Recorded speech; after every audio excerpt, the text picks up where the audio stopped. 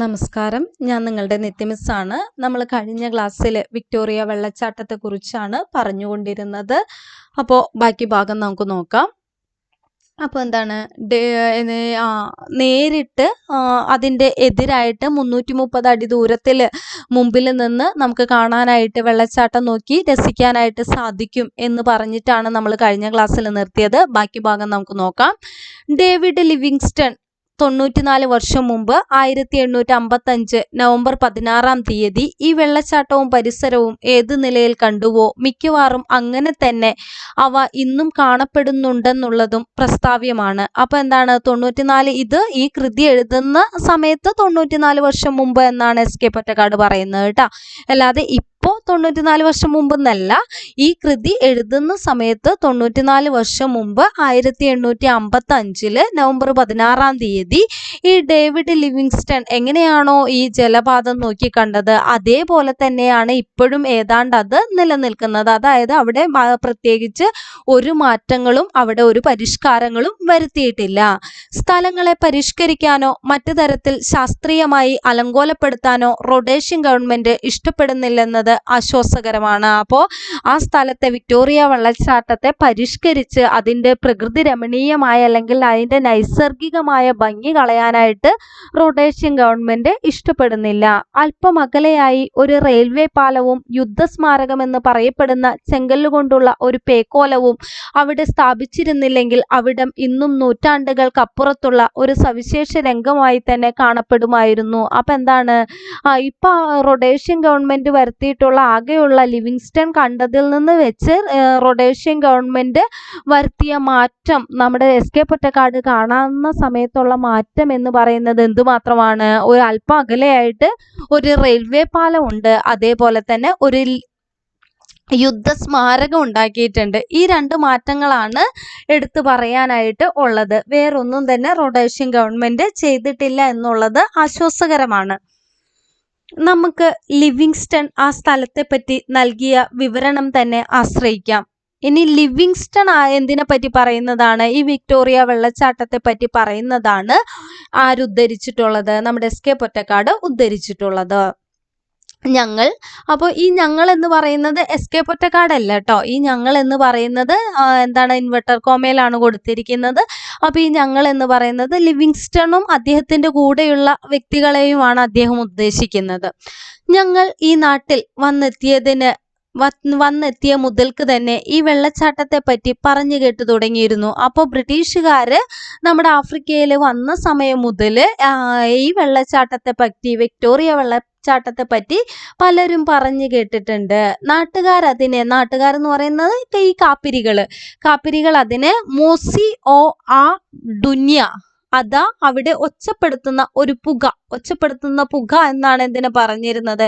ഈ വെള്ളച്ചാട്ടത്തെ പറഞ്ഞിരുന്നത്. അതേപോലെ എന്നും ഷോങ്കെ, വെള്ളം തിളച്ചു മറയുന്ന കുട്ടകം എന്നാണ് ഷോങ്കെ എന്നതിൻ്റെ സൂചന. അപ്പോൾ എന്നും ഇതിനെ വിളിച്ചു വന്നിരുന്നു. അപ്പോൾ വിക്ടോറിയ വെള്ളച്ചാട്ടത്തെ കാപ്പിരികൾ വിളിച്ചിരുന്നത് മോസി ഓ ആ ഡുന്യ, അതായത് അതാ അവിടെ ഒച്ചപ്പെടുത്തുന്ന പുക. അതേപോലെ തന്നെ ഷോങ്കെ എന്ന് വെച്ചാൽ വെള്ളം തിളച്ചു മറയുന്ന കുട്ടകം എന്ന് വെച്ചാൽ വലിയൊരു പാത്രമാണ്. ഇങ്ങനെ രണ്ടുമാണ് വിക്ടോറിയ വെള്ളച്ചാട്ടത്തെ കാപ്പിരികൾ വിളിച്ചു വന്നിരുന്നത്.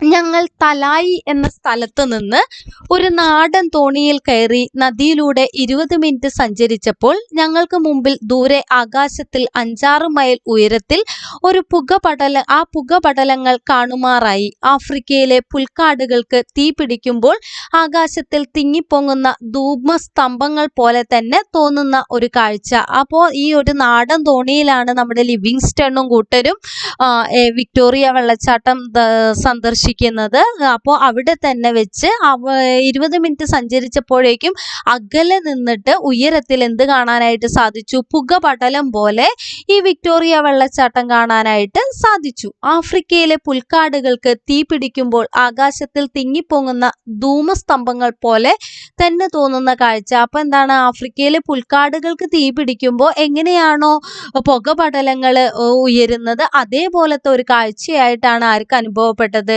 ലിവിങ്സ്റ്റണിന് അനുഭവപ്പെട്ടത്. അങ്ങനത്തെ 5 സ്തംഭങ്ങൾ കാണുവാനുണ്ടായിരുന്നു. ദൂരെ നിന്ന് നോക്കിയാൽ ഈ സ്തംഭങ്ങൾ വൃക്ഷങ്ങൾ നിറഞ്ഞ ഒരു പാറക്കുന്നിലേക്ക് വളഞ്ഞു നിൽക്കുന്നതായിട്ടും സ്തംഭങ്ങളുടെ മുകൾ ഭാഗം മേഘങ്ങളിൽ മറഞ്ഞു പോകുന്നതായിട്ടും തോന്നും. അവയുടെ കീഴ്ഭാഗം തൂവെള്ളയായും മേൽപോട്ട് കറുത്തിരുണ്ടും അങ്ങനെ ശരിക്കും ഒരു ധൂമപടലത്തിന്റെ പ്രതീതി ഉളവാക്കിയിരുന്നു. അപ്പോൾ അകലെ നിന്ന് നോക്കുമ്പോൾ താഴെ വെള്ളഭാഗവും മുകളിലേക്ക് പോകും തോറും ഇരുട്ടും കറുത്തിരുണ്ടും അങ്ങനെ ഒരു ധൂമപടലം തന്നെ, വലിയൊരു പുകക്കൂട്ടം പോലെ തന്നെയാണ് എന്തിനെ തോന്നിയിരുന്നത്, ഈ വിക്ടോറിയ വെള്ളച്ചാട്ടത്തെ തോന്നിയിരുന്നത്. ആ കാഴ്ചയ്ക്ക് ഒന്നുകൂടി മാറ്റുകൂട്ടാൻ അതിന്റെ പശ്ചാത്തലത്തിൽ ഒരു പർവ്വതം കൂടി ഉണ്ടായിരുന്നെങ്കിൽ എന്ന് ആരാഗ്രഹിക്കുന്നുണ്ട്? നമ്മുടെ ലിവിങ്സ്റ്റൺ ആഗ്രഹിക്കുന്നുണ്ട്. ഈ വെള്ളച്ചാട്ടത്തിന്റെ അകലക്കാഴ്ചയെ പറ്റി ലിവിങ്സ്റ്റൺ തരുന്ന ഹൃദ്യമായ വർണ്ണന. ആ കാഴ്ച കാണാൻ കോഴിക്കോട്ട് നിന്ന് ശരിക്കും 6000 മൈൽ സഞ്ചരിച്ചിട്ടാണ് ഞാൻ എത്തിച്ചേർന്നിരിക്കുന്നത്. അപ്പോൾ ഈ വിക്ടോറിയ വെള്ളച്ചാട്ടത്തിന്റെ ഭംഗിയെ പറ്റി, അകലക്കാഴ്ചയെ പറ്റിയിട്ടാണ് ലിവിങ്സ്റ്റൺ ഈ പറഞ്ഞിരിക്കുന്നത്. അപ്പോൾ ഈ വിക്ടോറിയ വെള്ളച്ചാട്ടം കാണാൻ തന്നെയാണ് കോഴിക്കോട് നിന്ന് നമ്മുടെ SK പൊറ്റക്കാട് എവിടേക്ക് എത്തിയിരിക്കുന്നത്? ഈ റൊഡേഷ്യയിലെ ഇത് വെള്ളച്ചാട്ടത്തിലേക്ക്, വിക്ടോറിയ വെള്ളച്ചാട്ടം കാണാനായിട്ട് എത്തിയിരിക്കുന്നത്. പശ്ചിമ ആഫ്രിക്കയിലെ പോർത്തുഗീസ് അങ്കോലയിലെ വൻ കാടുകളിലെ ഇരുണ്ട നിഗൂഢതയിൽ നിന്ന് ഉത്ഭവിക്കുന്ന സാംബസി നദി 800 മൈൽ തെക്കോട്ട് ഒഴുകി പിന്നെ ഈ പാറപ്പിളർപ്പിന്റെ പാതാളത്തിലേക്ക് ചാടുന്നു. വെള്ളച്ചാട്ടം കഴിഞ്ഞ് വീണ്ടും തുടർച്ചയായുള്ള ഇടുങ്ങിയ പാറപ്പിളർപ്പിലൂടെ 40 മൈൽ ഒഴുകിയതിന് ശേഷമേ അത് വീണ്ടും വിശാലമായ നദിയായി തീരുന്നുള്ളൂ. അപ്പൊ എന്താണ്, പോർത്തുഗീസ് അങ്കോലയിലെ വൻകാടുകളിലെ ഏതോ ഒരു വൻകാട്ടിൽ നിന്നാണ് എന്ത് ഉത്ഭവിക്കുന്നത്? ഈ സാംബസി നദി ഉത്ഭവിക്കുന്നത്. അവിടെ നിന്ന് 800 മൈൽ ഒഴുകി പിന്നെ പാറപ്പിളർപ്പിലേക്ക് വീണ് അത് വെള്ളച്ചാട്ടമായിട്ട് മാറി. അവിടെ നിന്നും പിന്നെ 40 മൈലോളം പാറപ്പിളർപ്പിലൂടെ തന്നെ വീണ്ടും ഒഴുകിയിട്ടാണ് അത് വിശാലമായിട്ടുള്ള നദിയായിട്ട് മാറുന്നത്. അപ്പോൾ പോർത്തുഗീസ് ആഫ്രിക്കയിലെ അങ്കോലയിലാണ് ഇത് ഉത്ഭവിക്കുന്നത്. എന്നിട്ട് ബ്രിട്ടീഷുകാരുടെ സ്വാധീനത്തിലുള്ള ദക്ഷിണ റൊഡേഷ്യയിലൂടെയൊക്കെ ഒഴുകിയിട്ട് വീണ്ടും അത് എവിടേക്ക് തന്നെ പോകുന്നു? വീണ്ടും പോർത്തുഗീസ് ആഫ്രിക്കയിൽ ഷിൻഡെ, പിന്നെയും 900 മൈൽ സഞ്ചരിച്ച് ഷിൻഡെ എന്ന സ്ഥലത്ത് വെച്ച്, അത് പോർത്തുഗീസ് ആഫ്രിക്കയിലെ ഒരു സ്ഥലമാണ്, അത് ഹിന്ദു മഹാസമുദ്രത്തിൽ ലയിക്കുകയും ചെയ്യുന്നു. സാംബസി നദി നനയ്ക്കുന്ന പ്രദേശങ്ങളുടെ ആകെ വിസ്തീർണം 4,75,000 ചതുരശ്ര മൈലാണ്. അപ്പൊ അത്രത്തോളം വിസ്തീർണം എന്തിനുണ്ട്? ഈ നദിക്കുണ്ട്. ജൂൺ ജൂലൈ മാസങ്ങളിലാണ് വിക്ടോറിയ വെള്ളച്ചാട്ടം സന്ദർശിക്കാൻ പറ്റിയ ഏറ്റവും നല്ല കാലം. മഴ കഴിഞ്ഞ് നദി നിറഞ്ഞ് ആകാശം തെളിഞ്ഞു നിൽക്കുന്ന കാലം. ഏപ്രിൽ മെയ് മാസങ്ങളിൽ വർഷക്കാലത്താണ് വെള്ളച്ചാട്ടം വലിപ്പം കൊണ്ടും ശക്തി കൊണ്ടും ഊർജ്ജസ്വലത കൊണ്ടും അതിൻ്റെ മൂർധന്യ ദശയിലെത്തുന്നത്. പക്ഷേ ആ അവസരത്തിൽ നീരാവിയുടെ കനത്ത മൂടുപടം ആ ഗംഭീരമായ കാഴ്ചയെ പാടെ മറച്ചു കളയുന്നത് കൊണ്ട് ഒരു നരച്ച അന്തരീക്ഷമല്ലാതെ മറ്റൊന്നും കാണുകയില്ല. അപ്പം എന്താണ്, ജൂൺ ജൂലൈ മാസമാണ് വിക്ടോറിയ വെള്ളച്ചാട്ടം സന്ദർശിക്കുന്നതിന് ഏറ്റവും നല്ല കാലഘട്ടമായിട്ട് പറയുന്നത്. ഏപ്രിൽ മെയിലാണ് ഏറ്റവും മഴ കൂടുതലും അതേപോലെ തന്നെ വെള്ളച്ചാട്ടം വലുപ്പവും ശക്തിപ്പെട്ട് നിൽക്കുന്നത് ഏപ്രിൽ മെയ് കാലത്താണെങ്കിലും ആ വെള്ളത്തിന്റെ കനത്ത മൂടുപടം നമ്മുടെ വെള്ളച്ചാട്ടം ശരിക്ക് കാണാനായിട്ട് സാധിക്കില്ല. അതുകൊണ്ട് തന്നെ കാണാനായിട്ട് സാധിക്കുന്നത് ജൂൺ ജൂലൈ മാസങ്ങളിലൊക്കെയാണ് ഏറ്റവും മനോഹരമായിട്ട് ഈ വിക്ടോറിയ വെള്ളച്ചാട്ടം കാണാനായിട്ട് സാധിക്കുന്നത്. ജലപാതത്തിന് പിറകിൽ നദിയുടെ വീതി 1900 വാരയാണ്. നദിയുടെ ഇടയ്ക്കുള്ള തുരുത്തുകൾ 400 വാര സ്ഥലം അപഹരിച്ചെടുക്കുന്നു. വെള്ളച്ചാട്ടത്തിന് നിദാനമായ പിളർപ്പിന്റെ വക്കിൽ കിടക്കുന്ന ഈ തുരുത്തുകൾ അനർഗളമായി വരുന്ന ജലപ്രവാഹത്തെ 4ആയിട്ട് മുറിക്കുകയും അങ്ങനെ വിശാലമായ ഒരൊറ്റ ജലപാതത്തിന് പകരം 4 വെള്ളച്ചാട്ടങ്ങൾ ഉണ്ടായിത്തീരുകയും ചെയ്യുന്നു. അപ്പൊ എന്താണ്, ഈ ജലപാതത്തിന് പിറകില്, വെള്ളച്ചാട്ടത്തിന് തൊട്ടു പിറകിലായിട്ട് ഈ നദിയുടെ വീതി എന്ന് പറയുന്നത് 1900 വാരയാണ്. പക്ഷെ അവിടെ വെള്ളച്ചാട്ടത്തിന് തൊട്ടു പിറകിൽ 4 തുരുത്തുകളുണ്ട്. തുരുത്തുകൾ ഉള്ളത് കൊണ്ട് 4 തുരുത്തുകൾ 4 തുരുത്തുകളല്ല, ഇടയ്ക്കിടയ്ക്ക് തുരുത്തുകളുണ്ട്. അപ്പൊ ആ തുരുത്തുകളുടെ ഇടയിലൂടെ ഈ നദി ഒഴുകുമ്പോൾ ഒറ്റ ജലപ്രവാഹമായിട്ട് വരേണ്ടതിന് പകരം ഈ തുരുത്തുകൾക്കിടയിലൂടെ, തുരുത്തുകൾ എന്ന് വെച്ചാൽ അറിയാം, നദികൾക്കിടയിലുള്ള സ്ഥലത്തെയാണ് നമ്മൾ തുരുത്ത് എന്ന് പറയുന്നത്. അപ്പൊ ആ സ്ഥലത്തിന്റെ ഇടയിലൂടെ ഒഴുകുന്നത് കൊണ്ട് ഈ ഒറ്റ വെള്ളച്ചാട്ടം എന്തായിട്ട് മാറുന്നുണ്ട്? 4 ജലപ്രവാഹമായിട്ട് മാറുന്നുണ്ട്. അതുകൊണ്ട് തന്നെയാണ് 4 വെള്ളച്ചാട്ടമായിട്ട് ഇത് കാണപ്പെടുന്നത്. അപ്പോൾ 4 വെള്ളച്ചാട്ടമായിട്ട് ആണ് വിക്ടോറിയ വെള്ളച്ചാട്ടത്തെ നമ്മൾ കാണുന്നത്. അതിലൊന്നാണ് നമ്മൾ ചെകുത്താന്റെ കുത്തിത്തിരിപ്പ് എന്ന് ആദ്യം നമ്മൾ പറഞ്ഞത്. വടക്കൻ റൊഡേഷ്യയിലെ ലിവിങ്സ്റ്റൺ പട്ടണത്തിൽ നിന്ന് കാർ മാർഗമായി തെക്കോട്ട് വരുമ്പോൾ ചെറുമരങ്ങൾ നിറഞ്ഞ മനോഹരമായ ഒരു സമതല പ്രദേശം നമ്മെ എതിരേൽക്കുന്നു. അപ്പുറം ഭൂലോകത്തിലെ ഒരു അത്ഭുത രംഗം ഒളിഞ്ഞു കിടക്കുന്നുണ്ടെന്ന് തോന്നുകയില്ല. ഇവിടെ ആഫ്രിക്കയിലെ നിരുപദ്രവികളായ വന്യമൃഗങ്ങൾക്ക് ഒരഭയസ്ഥാനം ഗവൺമെന്റ് ഏർപ്പെടുത്തിയിട്ടുണ്ട്. ഉയരത്തിലുള്ള കമ്പിവേലി കൊണ്ട് നിരത്തിൽ നിന്ന് വേർപെടുത്തിയിട്ടുള്ള ഈ വിശാലമായ മൃഗസംരക്ഷണശാലയിൽ സീബ്ര, ജിറാഫ്, മാൻ മുതലായ സാധുമൃഗങ്ങൾ മേഞ്ഞു നടക്കുന്നത് കാണാം. കുറച്ചു ദൂരം ചെന്നാൽ മുതുകിഴവൻ മുതലകൾ മുങ്ങിക്കിടക്കുന്ന സാക്ഷാൽ സാംബസി നദി കണ്ടു തുടങ്ങും. ഈ സമതലം സമുദ്രവിതാനത്തിൽ നിന്നും 2900 അടി ഉയരത്തിലാണ്. അപ്പൊ എന്താണ്, വടക്കൻ റൊഡേഷ്യയിലെ ലിവിങ്സ്റ്റൺ പട്ടണത്തിൽ നിന്ന് വരുന്ന സമയത്ത് അപ്പുറത്ത് ഇങ്ങനെ ഒരു വെള്ളച്ചാട്ടം ഉണ്ട് എന്ന് തന്നെ തോന്നില്ല. അവിടെ കാണുന്ന സമതല പ്രദേശമാണ് ഉള്ളത്. ആ സമതല പ്രദേശങ്ങളിലെ ആഫ്രിക്കയിലെ മറ്റുള്ളവരെ ഉപദ്രവിക്കാത്ത മൃഗങ്ങളായ സീബ്ര, മാൻ, ജിറാഫ് അവയ്ക്കൊക്കെ ഒരു അഭയ കേന്ദ്രം അവിടെ ഒരുക്കിയിട്ടുണ്ട്. കുറച്ചുകൂടി പോകുന്ന സമയത്താണ് മുതുകിഴവൻ മുതലകൾ, അതായത് അത്രയും മൂത്ത മുതലകള് കിടക്കുന്ന എന്ത് കാണാനായിട്ട് സാധിക്കും? സാംബസി നദി കാണാനായിട്ട് സാധിക്കും. ഈ സാംബസി നദിയിലാണ് എന്തുള്ളത്? ഈ വിക്ടോറിയ വെള്ളച്ചാട്ടം ഉള്ളത്. വെള്ളച്ചാട്ടത്തിന്റെ താഴെ ആ പിളർപ്പിന്റെ തുടർച്ചയായി നീണ്ടുപോകുന്ന ഇടുങ്ങിയ പാതാളത്തിന്റെ മുകളിൽ വിതാനത്തിൽ നിന്ന് 400 അടി മീതെ കെട്ടിപ്പടുത്ത 450 അടി നീളമുള്ള മനോഹരമായ ഇരുമ്പ് പാലത്തിലേക്കാണ് പിന്നെ നമ്മൾ പ്രവേശിക്കുന്നത്. അപ്പൊ ആദ്യമായിട്ട് ഇരുമ്പ് പാലത്തിലേക്കാണ് പ്രവേശിക്കുന്നത്. ഈ സാംബസി പാലം കെട്ടാൻ ഉപയോഗിച്ച ഉരുക്ക് പലകകളും ദണ്ഡുകളും മറ്റും ഇന്ത്യയിലെ ടാറ്റ ഉരുക്ക് നിർമ്മാണശാലയിൽ ഉണ്ടാക്കിയതാണെന്ന് പ്രത്യേകം പ്രസ്താവ്യമാണ്. അപ്പോൾ അവിടുത്തെ സാംബസി പാലം കെട്ടാനായിട്ട് ഉപയോഗിച്ച ഇരുമ്പുരുക്കുകളൊക്കെ എവിടെ നിന്നുണ്ടാക്കിയതാണ്? ഉരുക്ക് പലകകള്, ദണ്ഡുകളൊക്കെ നമ്മുടെ ടാറ്റ ഉരുക്ക് നിർമ്മാണശാലയിൽ ഉണ്ടാക്കിയതാണ് എന്നത് നമുക്ക് വളരെയധികം അഭിമാനം നൽകുന്നതാണ്. പാലം കടന്ന് കുറച്ചു ദൂരം ചെന്നാൽ യുദ്ധസ്മാരക സ്തംഭം കാണാം. വെള്ളച്ചാട്ടത്തിനെതിരെയുള്ള കരയിലേക്ക് ഇവിടെ നിന്ന് പല വഴിക്കും പാതകൾ വെട്ടിയിറക്കിയിട്ടുണ്ട്. അപ്പുറം വൻ കാടുകളാണ്, ഹിംസ്ര ജന്തുക്കളുടെ വിഹാര രംഗങ്ങൾ. ഈ പാതയിലൂടെ കാട്ടാനകൾ കടന്നു വരുന്നത് സൂക്ഷിക്കുക എന്നൊക്കെ എഴുതിവെച്ച ബോർഡുകൾ പല സ്ഥലങ്ങളിലും സ്ഥാപിച്ചിട്ടുണ്ട്. അപ്പോൾ കുറച്ചുകൂടി ആ പാലത്തിലൂടെ കുറച്ചുകൂടി നടക്കുമ്പോൾ നമുക്ക് എന്ത് കാണാനായിട്ട് സാധിക്കും? ആ യുദ്ധസ്മാരക സ്തംഭം കാണാനായിട്ട് സാധിക്കും.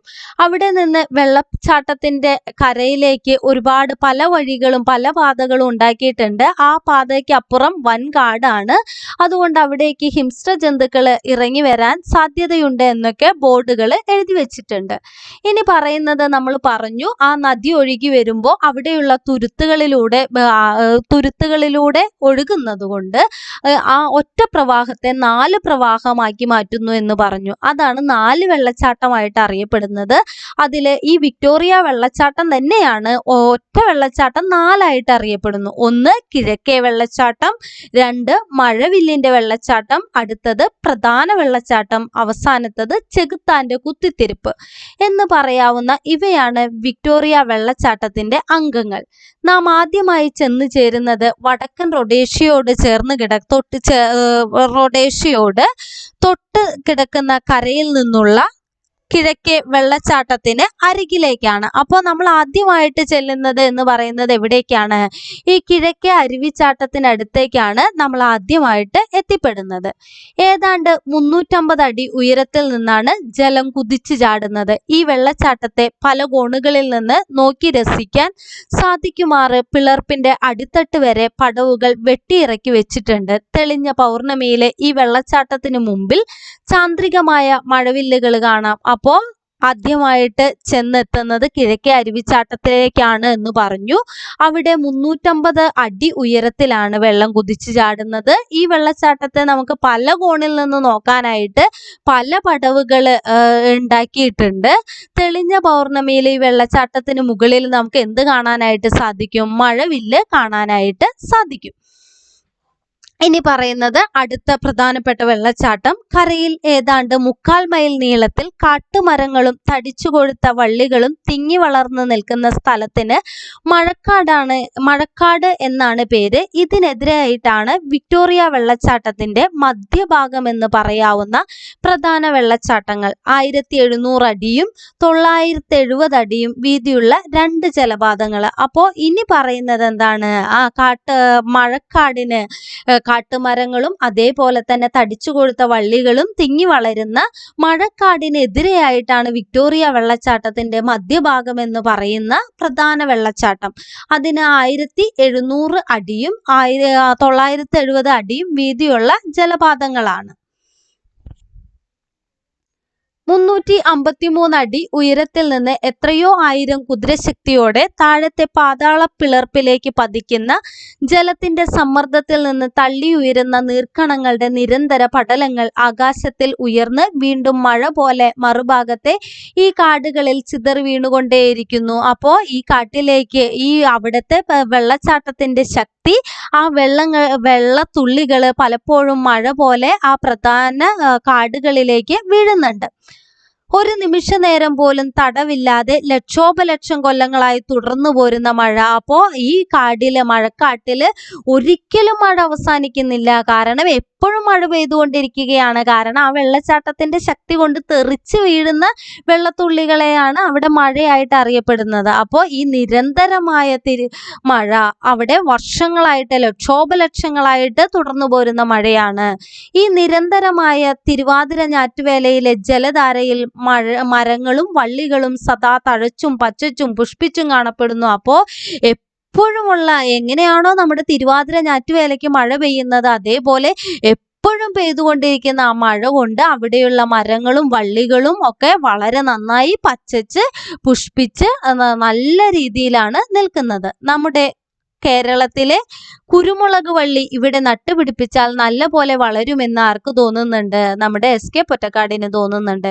കുടയോ മഴക്കോട്ടോ കൂടാതെ ഈ കാട്ടിലൂടെ ആരും സഞ്ചരിക്കാറില്ല. മധ്യഭാഗത്ത് ഈ വെള്ളച്ചാട്ടം പല ഉയർച്ചകളിൽ നിന്നും കണ്ടാനന്ദിക്കുന്നതിന് താഴോട്ട് ഒറ്റയടി പാതകൾ നിർമ്മിച്ചു വെച്ചിട്ടുണ്ട്. അപ്പോൾ കുടയോ അല്ലെങ്കിൽ മഴക്കോട്ടോ ഇല്ലാതെ ഈ കാട്ടിലൂടെ സഞ്ചരിക്കാൻ ആർക്കും സാധിക്കില്ല. കാരണം എപ്പോഴും ആ വെള്ളച്ചാട്ടത്തിൽ നിന്നുള്ള മഴ പെയ്തുകൊണ്ടിരിക്കുകയാണ്. അങ്ങനെ ഈ വെള്ളച്ചാട്ടം കണ്ട് ആനന്ദിക്കാനായിട്ട് പലയിടത്തും ഒറ്റയടി പാതകൾ അവിടെ നിർമ്മിച്ചിട്ടുണ്ട്.